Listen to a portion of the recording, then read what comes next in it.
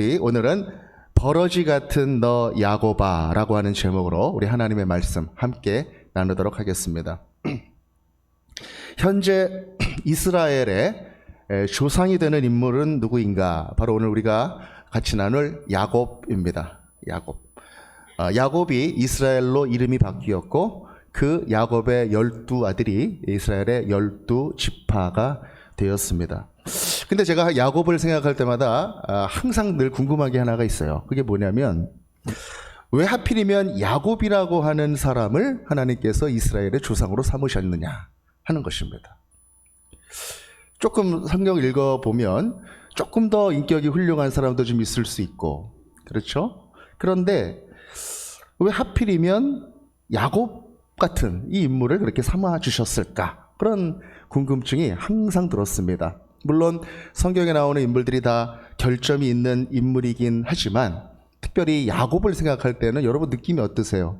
저는 좀 얄밉고 잘 속이고 또 아둥바둥하고 그렇게 존경할 만한 구석은 별로 없어 보이는 그런 사람으로 느껴지는데 여러분들은 좀 어떤지 모르겠습니다.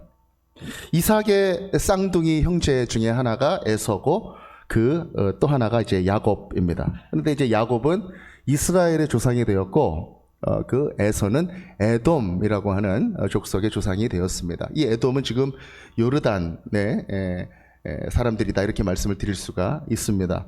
근데 저는 개인적으로는요 이 유대인들 별로 안 좋아합니다. 저는 차라리 요르단 사람들이 좋습니다. 제가 직접 경험해 본 경험에 그렇습니다.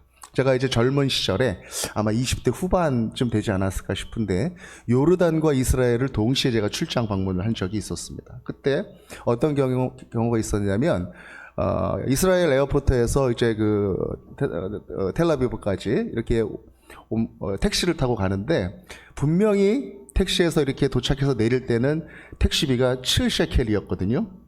그런데 내려가지고 짐을 들고 이렇게 앞으로 나가니까 14셰켈로 바뀌어 있는 거예요, 이게. 메타기가. 그래가지고, 이제 운전 기사한테 따졌죠. 아니, 이거 금방 내가 7인 거 보고 내렸는데 왜 14냐 그랬더니 그냥 모르고 넘어갈 줄 알았는데 딱 지적을 하니까 하는 말이 그거 짐값이에요. 그러더라고요. 짐을 담아가지고 옮긴 그 가격이 그거라는 거예요. 그래가지고 옥신각신하다가 뭐 시간도 다가오고 그래가지고 그냥 사기당한 기분으로 그렇게 내고 갔었던 적이 있습니다. 그런데 또 이스라엘 사람들이 이렇게 만나가지고 바이어들이죠. 만나서 얘기를 해보다 보면 약간 약어요. 그리고 약 올리고 이렇게 친절한 거라기보다는 무슨 음모가 있는 느낌이고 이제 그런 느낌이 좀 들었습니다. 그랬는데 요르단에서는요 어떤 일이 있었냐면 요르단 이제 암만 시내에서 공항으로 내려가려면은 남쪽으로 한참 한 몇십 킬로 내려가야 되거든요. 그 고속도로를 이제 택시기사와 제가 이제 앞자리에 앉아서 이렇게 가고 있는데 갑자기 그 앞에 가던 차가 졸음운전을 한 것 같습니다. 고속도로 가드레일을 탁 들이받더니 막 옆으로 이렇게 막 흔들흔들 거리면서 흘러가는 거예요. 그러니까 뒤에 있던 택시가 갑자기 급브레이크를 밟아야 되는 상황이 된 거예요. 그래서 그 택시 기사가 브레이크를 딱 밟는데 밟는 그 순간에 옆에 앉아있던 저를 탁 이게 막는 거예요. 그래서 제가 가슴에 탁 맞고 앞에 부딪히지 않고 그러면서 괜찮냐고 딱 서서도 그렇게 물어보는 그 손의 느낌이 지금도 제가 남아 있습니다. 그러면서 그때 받았던 그 느낌이 그 요르단에 대한 아주 좋은 느낌으로 남아서 지금도 요르단 생각하면 오히려 성경의 족속이라 할 수 있는 이스라엘보다 더 편안하게 느껴지고 부드럽게 느껴지고 아주 마음속에 친근하게 느껴집니다. 그렇게 개인적으로는 요르단이 더 선호가 되지만 하나님께서는 요르단을 에돔 땅을 선택하신 것이 아니라 이스라엘을 택한 민족으로 선택을 해 주셨습니다. 왜 하필이면 이런 나라를 그렇게 정하셨을까? 약삭 빠르고 이기적이라고 하더라도 열심히만 구하면 된다. 뭐 이런 뜻인가? 이게 좀 풀리지 않는 그런 숙제로 좀 남아 있었어요. 그런데 이 야곱은 성품도 이렇게 부족한 그런 면이 있었지만 그의 인생에 있어서 결정적인 핸디캡이 하나 있었죠. 그게 뭡니까, 여러분? 차남이었다는 겁니다. 차남. 장남이 아니라 둘째였다라는 것입니다. 이란성 쌍둥이였는데 발뒤꿈치를 잡고 내가 먼저 나가야 되는데 그러면서 나왔어요. 그래서 이름이 야곱이 됐습니다. 그 이름의 뜻에는 경쟁한다, 그런 의미가 들어 있습니다. 여러분, 뭐 장남도 있고 이 중에는 차남도 있으실 텐데, 차남들은 어떻습니까? 늘 형보다 열등한 존재입니다. 세상에 나온 순서도 그렇고 어떤 자라나면서 어떤 능력이라든지 아니면 힘이라든지 여러 가지 면에서 장남보다는 열등한 존재죠. 어느 가정이고요, 이 둘째는 좀 서러워요. 어렸을 때 특별히 자녀가 셋 이상인 그런 가정에서 막내인 경우는 오히려 낫습니다. 예, 막내니까 또 귀여움을 받고. 근데 이 둘째는 참 애매해요. 자기가 나서서 이렇게 막 찾아서 먹지 않으면 정말 누가 챙겨주지도 못하는 그런 경우들도 많고, 자녀가 많은 집에는 그런 경우들이 많습니다. 그런데 이제 하나님께서는 이 야곱이라고 하는 차남, 이 차남에게 장자권을 받게 하셨다는 것입니다. 차남에게 장자의 권한을 주셨다라는 것이죠. 이런 생각을 하면서 성경을 이렇게 읽어보는데 아주 흥미로운 사실을 하나 깨닫게 됩니다. 그게 뭐냐면 야곱만 그런 게 아니더라는 것입니다. 창세기에 나오는 많은 인물들이 대부분이 다 차남이더라는 거예요. 차남. 네. 야곱만 그러던 게 아니더라는 것입니다. 우리 첫 번째가 누굽니까? 이 아브라함. 아브라함도 여러분, 뭐 장남이나 차남이나가 부각돼서 우리가 성경 공부하고 하진 않지만 아브라함도 차남일 가능성이 매우 커요. 예. 아버지 데라와 함께 살았었던 삼형제가 있었죠. 하란과 나홀과 아브라함. 근데 하란이라고 하는 그 아들의 그 형제의 아들이 이제 롯이라고 하는 그런 조카 아닙니까? 그 조카 롯하고 같이 나오잖아요. 그때 나이 차이가 한 20살 정도 되는 걸로 보여지는데, 그 롯이 같이 나와서 그렇게 같이 관계를 맺고 그렇게 살아갈 정도라고 생각했을 때는 맏형이 하란일 가능성이 많다라는 것이죠. 그래서 이 아브라함도 차남일 가능성이 많다라는 것입니다. 그 아브라함의 아들 누굽니까? 이삭이죠. 이삭은 여러분 잘 아시죠? 차남이에요. 예. 장남은 누굽니까? 이스마엘입니다. 이스마엘. 예. 먼저 태어난 그 아들이 이스마엘이라고 하는 아들이에요. 예. 사람들이 볼 때는 그 사람이 장남이고, 이제 이삭은 약속의 자녀로 나중에 태어난 자녀입니다. 하나님의 언약은 근데 이스마엘에게 있지 않고 이삭을 통해서 왔다라고 하는 것입니다.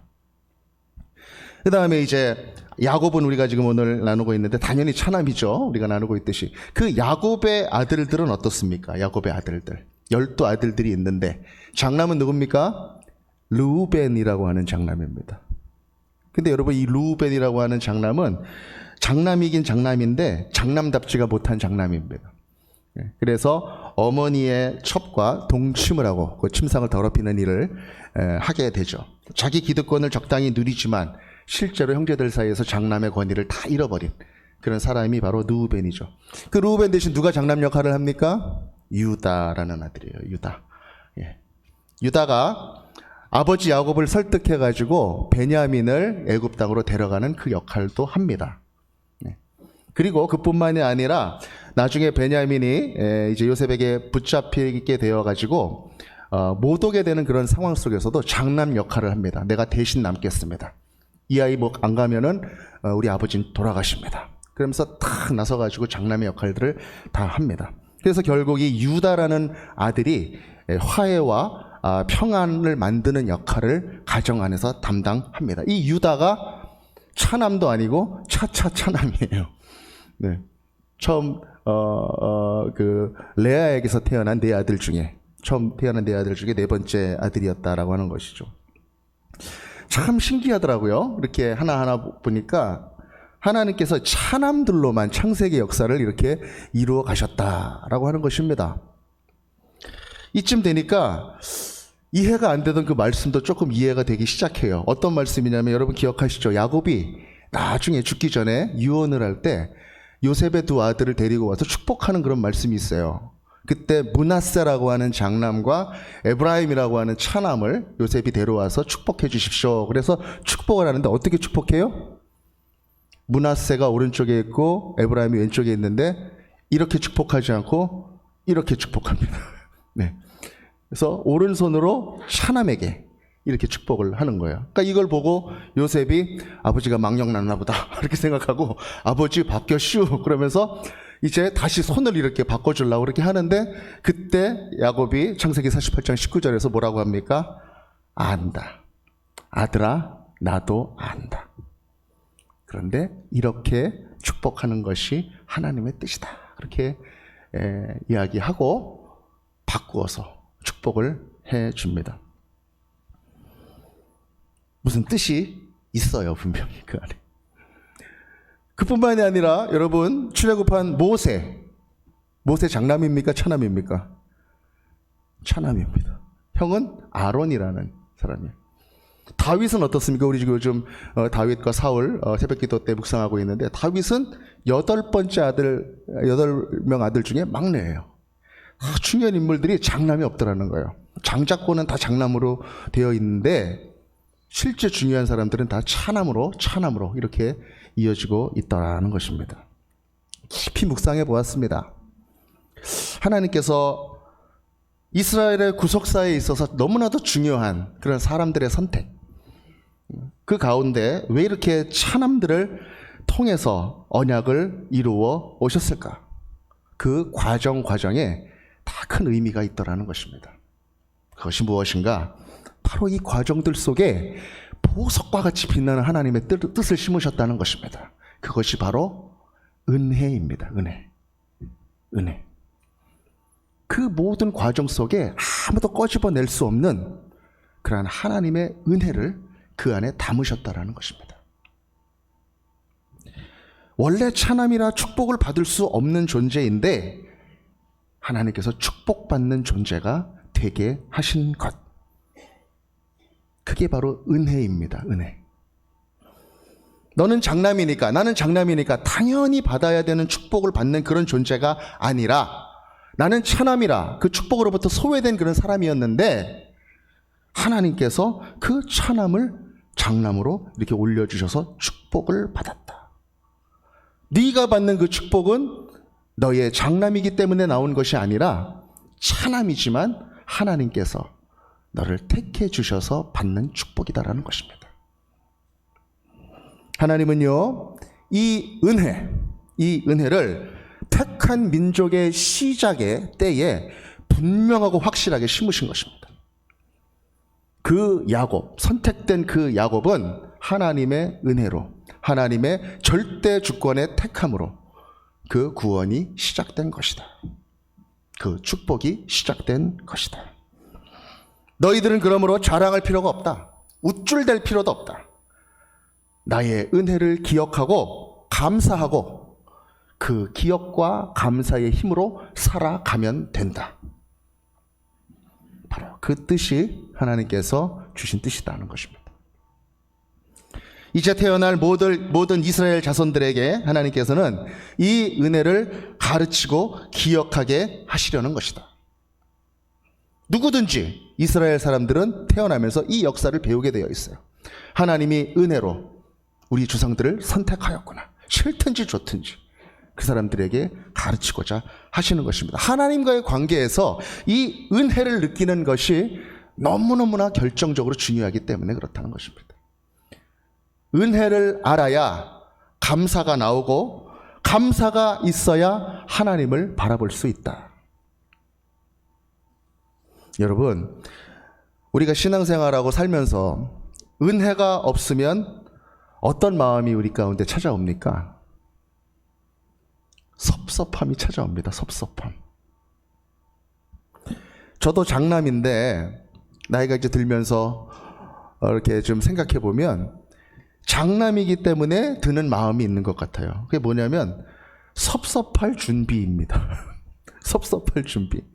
내가 장남이니까 아무래도 내가 좀 더 수고한다는 말도 좀 들어야 될 것 같고, 내가 좀 애쓴다는 말도 좀 들어야 될 것 같고, 그런데 실제로 그렇지 못한 일이 많이 있어서 마음속에 뭔가 이제 섭섭할 준비 하면서 살아가는 그런 마음일 때가 있다라는 것입니다. 여러분들은 어떠신지 모르겠어요.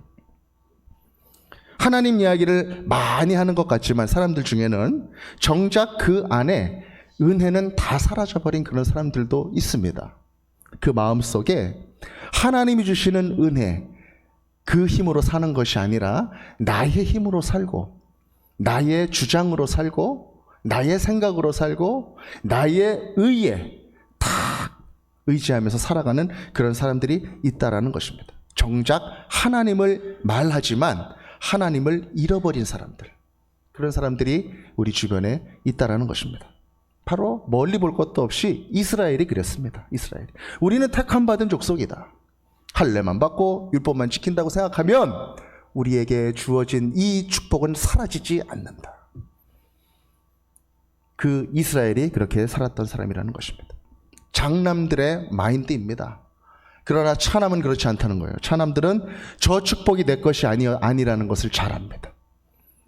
나는 여기에서부터 소외된 사람들이다. 나는 뭘 잘해서 저걸 받을 수가 없다. 그런데 하나님께서 선물로 나한테 그걸 주신다. 이게 중요합니다. 선물. 그래서 마음속에 참 감사하다. 하나님 참 감사하다. 은혜다. 이 마음으로 살아가는 그 사람들이 있다는 것입니다. 그 마음이 잘 지켜져야 우리는 하나님과 올바른 관계를 맺을 수 있다는 것입니다. 성경 말씀은요, 구약과 신약 모두에서 이 차남에게 주신 은혜를 구체적으로 다 이야기하고 있습니다. 신약에서도 그렇고 구약에서도 그래요.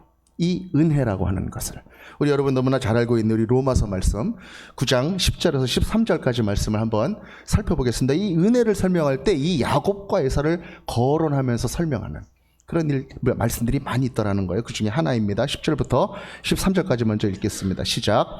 그뿐 아니라 또한 리브가가 우리 조상 이삭 한 사람으로 말미암아 임신하였는데 그 자식들이 아직 나지도 아니하고 무슨 선이나 악을 행하지 아니한 때에 택하심을 따라 되는 하나님의 뜻이 행위로 말미암지 않고 오직 부르시는 이로 말미암아 서게 하려 하사 리브가에게 이르시되 어린 자를 섬기리라 하셨나니 기록된 바 내가 야곱은 사랑하고 에서는 미워하였다 하심과 같으니라. 아멘. 정확하게 야곱의 이야기를 이야기하고 있습니다. 11절에 보니까 아직 나지도 아니한 때에, 태중에 있을 때, 무슨 선이나 악을 행해서 평가를 받을 수 없는 그때에 행위로 말미암지 않고 오직 택하심을 따라 부르시는 이로 말미암아 서게 하려 하셨다. 그가 구원의 자리에 서게 되었다라는 것은 그가 태어나기도 전에 택하신 하나님의 뜻으로부터 이것이 시작된 것이다 라고 하는 것입니다. 이것을 보여주기 위하여 장남인 에서를 선택하지 않고 야곱을 사랑하셨다. 하나님의 주권이 거기 있다. 하나님의 은혜가 거기 있다. 하나님의 선택이 거기 있다는 것입니다. 하나님께서 그 열등한 그 존재를 사랑하신 그 선택, 그 긍휼이 바로 거기에 있다는 것입니다. 우리 연이어서 14절부터 16절 같이 읽겠습니다. 시작. 그런즉 우리가 무슨 말을 하리요? 하나님께 불의가 있느냐? 그럴 수 없느니라. 모세에게 이르시되 내가 긍휼히 여길 자를 긍휼히 여기고 불쌍히 여길 자를 불쌍히 여기리라 하셨으니 그런즉 원하는 자로 말미암음도 아니요 다른 박질하는 자로 말미암음도 아니요 오직 긍휼히 여기시는 하나님으로 말미암음이니라. 아멘. 긍휼히 여기시고 불쌍히 여기시는 그 하나님, 마음에 원하는 자로 말미암은 것도 아니고 다른 박질하는 자로 말미암음도 아니고 오직 긍휼히 여기시는 하나님으로부터 이 구원이 말미암은 것이다. 이 축복이 말미암은 것이다. 그렇게 이야기하는 것입니다. 하나님은 그 열등한 사람을 사랑하기로 작정하신 것입니다. 선택한 것입니다. 자격 없는 차남을 먼저 사랑하기로 작정하신 것. 하나님의 선제적인 사랑, 먼저 사랑. 그러나 이스라엘은 그 하나님께 질문합니다. 그렇게 은혜를 받았으면서 다 잊어버리고 하나님께 질문합니다. 언제 하나님이 우리를 사랑하셨습니까? 언제 하나님이 우리를 보호하셨습니까? 그렇게 질문합니다. 그때 하나님께서 그 은혜를 잃어버린 그 백성들에게 선지자 말라기를 통하여 말씀하십니다. 말라기 1장 2절부터 4절 상반절까지 우리 한 글자 한 글자 생각하면서 같이 한번 읽겠습니다. 시작.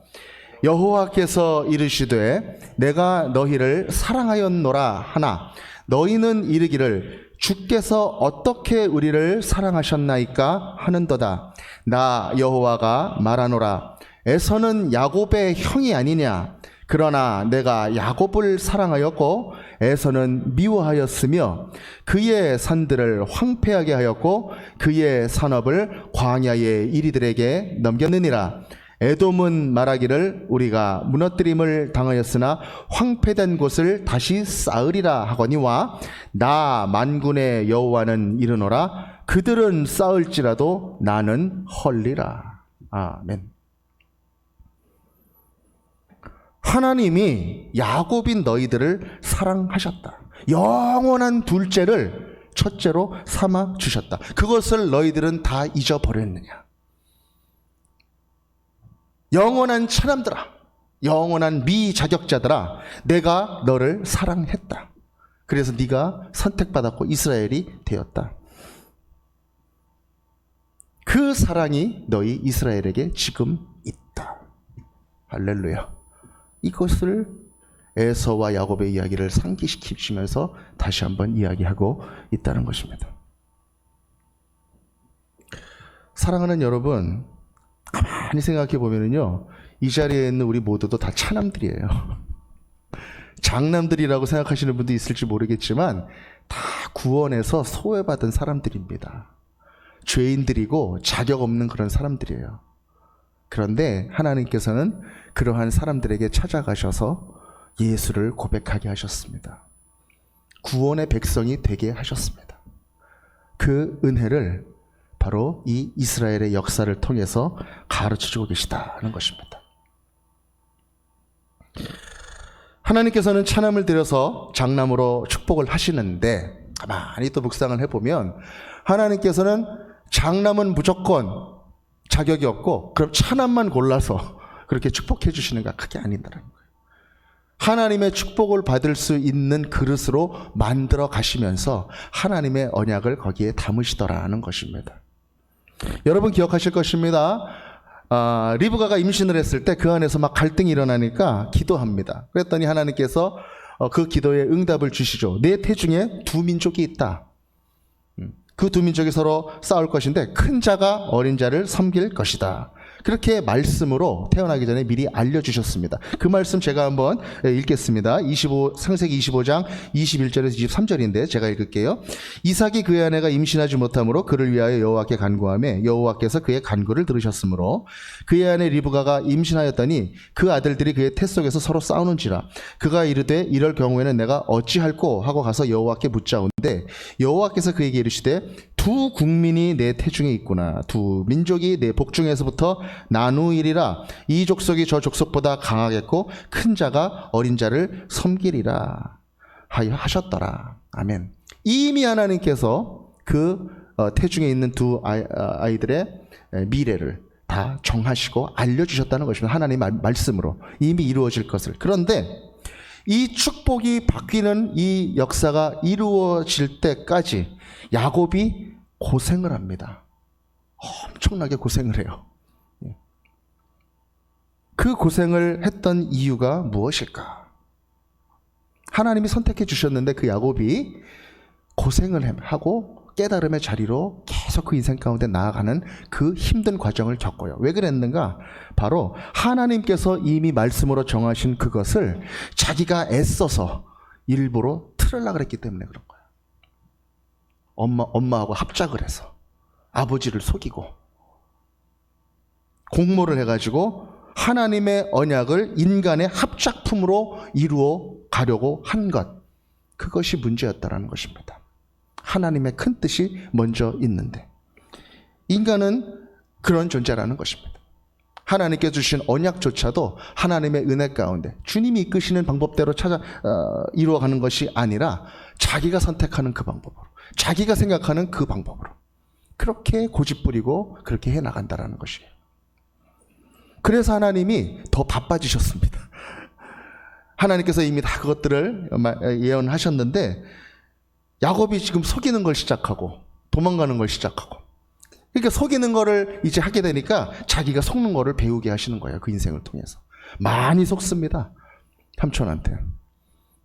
그리고 자비를 모르니까 그가 자비를 베풀고 자비를 배우게 그렇게 하십니다. 또 자신을 사랑할 줄 모르고 그냥 열심만 갖고 있는 그런 성품이 되다 보니까 하나님은 자꾸 내려놓게 하세요. 하나하나 그 인생을 가르치시는 것입니다. 왜 그 인생을 빚어가실까요? 하나님께서는 이미 은혜를 부어주시기로 결심하셨기 때문입니다. 택하셨기 때문입니다. 그 인생을 그렇게 만들어 가신다라는 것이에요. 그런데 인간은 그걸 못 기다리는 것입니다. 조바심 내고.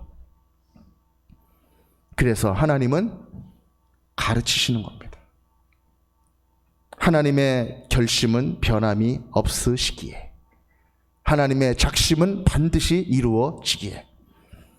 그래서요, 야곱의 인생은 점점 하나님이 이끌어가는 그 인생으로 변화되게 됩니다.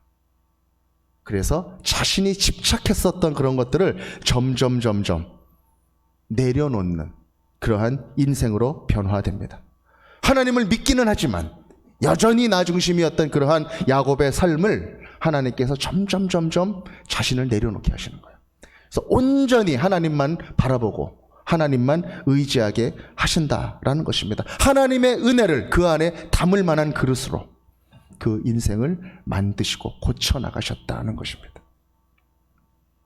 그래서요, 우리가 새벽기도 때도 함께 나눴지만 이 야곱이 창세기 28장에서의 야곱과 32장에서의 야곱이 달라요. 28장에서의 야곱은 도망가는 야곱입니다. 32절에서의 야곱은 밧단 아람 삼촌 집에서 다시 가나안 땅으로 돌아오는, 컴백하는 그런 야곱입니다. 28장의 야곱은 베델의 야곱이고 32장의 야곱은 브니엘의 야곱입니다. 베델의 야곱에서도 하나님을 만나지만 그때 야곱은 하나님과 딜을 하는 야곱이었어요. 하나님, 나를 다시 이곳에 돌아오게 안전하게 해주신다면 하나님께 11조를 바치겠습니다. 하나님을 알지만, 천사들이 오르락내리락 하는 것도 보았지만 그에게는 아직 버리지 못한 자아가 있었던 것입니다. 그래서 하나님, 나를 안전하게 돌아오시게 해준다면 내가 11조를 바치겠습니다. 그렇게 하나님과 거래를 하는 야곱이에요. 그런데 32절에서 그 수많은 세월 동안 고생하고 깨닫고 깨지고 무너지고 그랬던 시절을 거쳐서 돌아오는 그 브니엘의 야곱은 어떻습니까? 하나님을 꼭 붙드는 것입니다. 그리고 어떻게 해서든지 내가 하나님의 축복에서 소외되면 안 되겠다. 여전히 부족한 점이 남아있지만 그래도 꼭 붙드는 그러한 야곱이 되었다는 것입니다. 하나님께서 그걸 보시고 불쌍히 여기셔서 환도를 치시지만 그래도 그 이름을 그때 비로소 야곱에서 이스라엘로 바꿔주신다는 것입니다. 그 이후에도 야곱은요, 하나님이 계속 길러가세요. 그 이후에 창세기를 읽어보면 그 얘기가 잘 나와 있습니다. 창세기 47장 여러분 기억하실 거예요. 바로 왕 앞에 이제 야곱이 가서 이제 아련하는 그런 말씀이 나오죠. 시련도 맛보고 요셉도 잊어먹어보고 그런 어려움들을 다 겪은 다음에 바로 앞에 나가서 130세 야곱이 그렇게 고백합니다. 제가 참으로 험한 세월을 살았습니다. 그렇게 바로 앞에서 고백을 합니다. 그 말 안에는 하나님께서 인도해 주셨던 그런 구비구비의 깨달음과 기억들이 고스란히 들어있는 것입니다. 그렇게 내면에 있는 자아를 다 내려놓게 되고, 내가 정말 이것만은 안 된다 이놈들아, 정말 중요하게 여겼던 그 베냐민 아들까지 내가 이렇게 되면 이럴 것이다 그러면서 다 내려놓는 그 일들을 지난 다음에 야곱은 내가 험한 세월을 지냈습니다 그러면서 그 자리에 나아가게 되는 것입니다. 하나님의 은혜 말고는 다 내려놓는 인생이 된 것입니다. 하나님의 은혜를 고스란히 담을 수 있는 인생이 된 것이죠. 사랑하는 여러분, 저와 여러분들은 지금 어떠한 인생을 살고 있을까요? 야곱의 인생을 살고 있을까요? 아니면은 이스라엘의 인생을 살고 있을까요? 매 순간마다 하나님의 은혜다. 열심히 살아요. 그런데도 하나님의 은혜다. 세상 사람들이 볼 때는 저 사람 훌륭해서 사도 바울같이 이룬 것도 많아요. 그런데도 하나님의 은혜다. 이런 고백이 저와 여러분들 입술에, 마음에 살아 숨쉬고 있습니까? 그렇다면 우리는 야곱과 같은 인생을 사는 것이 아니라 이스라엘의 인생을 살고 있는 것입니다. 그렇게 하나님과 동행하는 그 인생은 누구보다도 더 열심히 살아갑니다. 하나님만 의지한다 그래가지고 이 땅 가운데 우리에게 주어진 거룩한 소명들을 무시하거나 게으르거나 그렇다는 게 아니에요. 누구보다도 열심히 살아갑니다. 그러나 그 마음 가운데 더 크신 하나님의 은혜를 늘 잊지 않고 살아간다는 것입니다. 그래서 입술 가운데 항상 고백이 나오는 거예요. 하나님의 은혜입니다. 하나님께서 지금까지 인도해 주셨습니다. 그렇게 살아가는 인생이 바로 이스라엘의 인생이다라는 것입니다. 때로는 우리의 인생이 차남같이 생각이 되고 버림받은 인생같이 생각이 되고 소외되고 작아져가지고 파동파동 되지 않으면 뭔가 대책이 없을 것 같고 내가 뭔가를 해보려고 애쓰는 그런 인생처럼 우리가 되어 가더라도 그러한 인생을 바라보시는 하나님께서 언약을 다시 한번 상기시켜 주시고 내가 너를 택하였다, 은혜를 베풀었다, 그렇게 알려주신다는 것입니다. 그렇게 아둥바둥 살아가는 인생을 오늘 우리가 읽었던 본문에서는 무엇이라고 표현하고 있냐면 야곱 같은 그 인생을 버러지 같은 인생이다, 그렇게 이야기하고 있습니다. 개역개정 하기 전에는, 번역되기 전에는 지렁이 같은 너 야곱아, 여러분 기억나실 거예요. 지렁이 같은 너 야곱아, 이렇게 버러지 같은 너 야곱아, 그렇게 이야기하고 있다는 것입니다. 그러나 그러한 야곱에게 이사야 오늘 그 41장 14절부터는 또 이야기해주고 있다는 것입니다. 네가 잘나서 그런 게 아니다. 왜 걱정하냐? 하나님께서 함께 해주신다. 그렇게 알려주시는 말씀, 오늘 본문의 말씀입니다. 우리 함께 다 같이 또 읽겠습니다. 시작.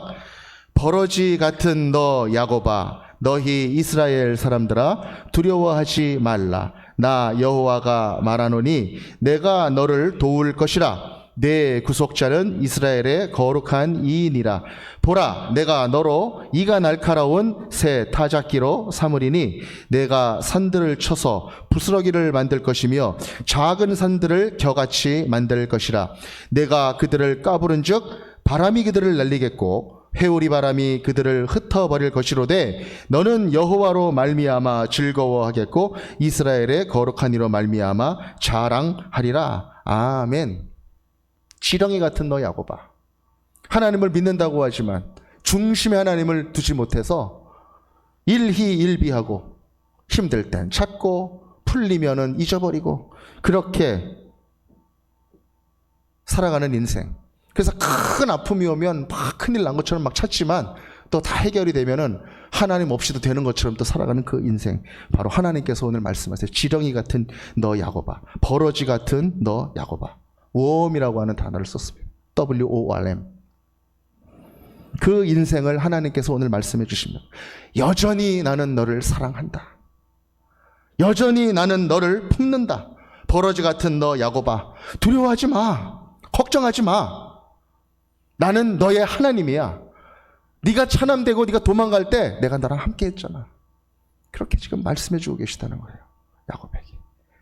그 하나님이 바로 야곱을 인도하신 하나님이십니다. 야곱을 다듬어 가신 하나님, 차남을 장남이 되게 하시고 그렇게 성숙시키셔서 축복하신 하나님, 그 하나님이 바로 오늘 구원의 자녀로 택함받은 우리의 하나님입니다. 죄인으로 죽을 수밖에 없었던, 구원으로부터 소외됐던 우리들을 구원해 주신 그 하나님, 그래서 영적 야곱으로부터 영적 이스라엘로 택해 주신 그 하나님, 그 하나님이 우리 하나님이시다. 나중된 자를 먼저 되게 하시는 하나님, 나를 죽이기도 하시고 살리기도 하시는 그 하나님, 역전시키시는 하나님. 저는 가끔 그런 생각을 합니다. 우리 교회도 어떤 면에서 보면 참 차남 같다라는 그런 생각을 해요. 차남. 그러나 차남같이 여겨지고 작고 열등하다고 여겨지는 그러한 존재를 하나님께서 택해 주시고 세워 주시고 사용하신다. 주님의 복과 주님의 복음을 담을 수 있는 그릇으로 길러 가신다. 하나님만 바라보라. 하나님만 의지하라. 그렇게 너를 도울 자는 바로 나 여호와다. 내 구속자는 바로 이스라엘의 거룩한 이이다. 그렇게 이 자리에 모인 우리 모두에게 말씀해 주고 계시다는 것입니다. 사랑하는 여러분, 차남을 장남으로 만들어주신 그 하나님이 바로 우리 하나님이십니다. 할렐루야. 그 하나님을 여러분 의지하십시다. 할렐루야. 그 하나님이 지금 우리와 함께 하십니다. 오직 그 하나님께 나아가는 길은 그 은혜를 기억하고 가슴 깊이 그 은혜를 고백하고 감사하면서 나아가는 것입니다. 이 은혜와 감사의 능력으로 우뚝 서는 우리 자랑스러운 제기동 서울중앙교회 모든 형제 자매님들 되시기를 우리 구주 예수 그리스도 이름으로 간절히 축복합니다. 아멘.